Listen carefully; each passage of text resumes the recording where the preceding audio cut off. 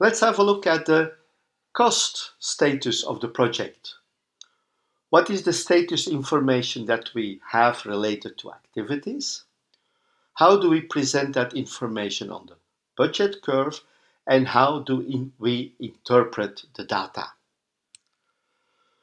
First of all, the data related to cost are also gathered on a weekly basis, and they are presented in the weekly status meetings and updates.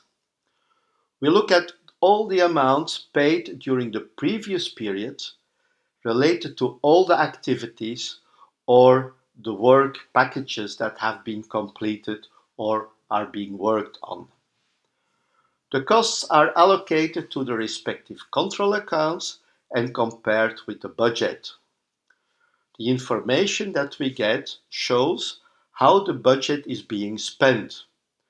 But be aware, this information may be misleading and may lead to the wrong conclusions about the expected cost at completion. We are just comparing how we are spending the money of the budget that was allocated to us.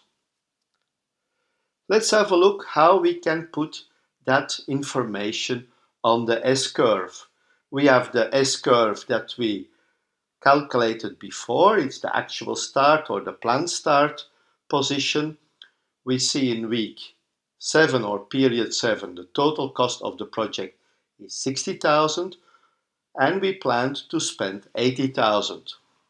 Many people would be very happy because they say, we did a great job, we saved 20,000.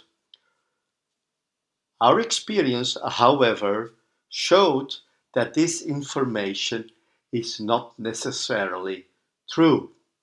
So let's have a look how to interpret this information. The budget data only shows how we are spending our budget, how much money is still left. The information that is missing is the amount of work that has been completed.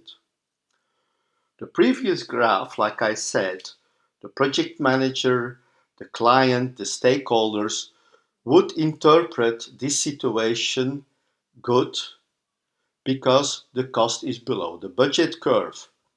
Experience showed, however, that in many cases, even in this situation, the project ended up late and over budget. This could be a very big problem for your project.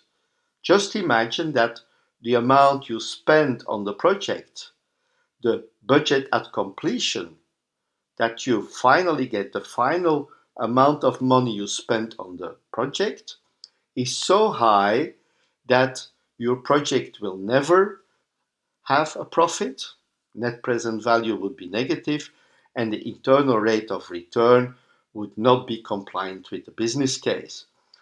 This would be a disaster because you've been working, you've been investing money to lose money. So just using the information we have here is not sufficient. We have to consider some other parameters. This is done when people started using earned value management. We will look at that in the following sessions. Take care. See you at the next session.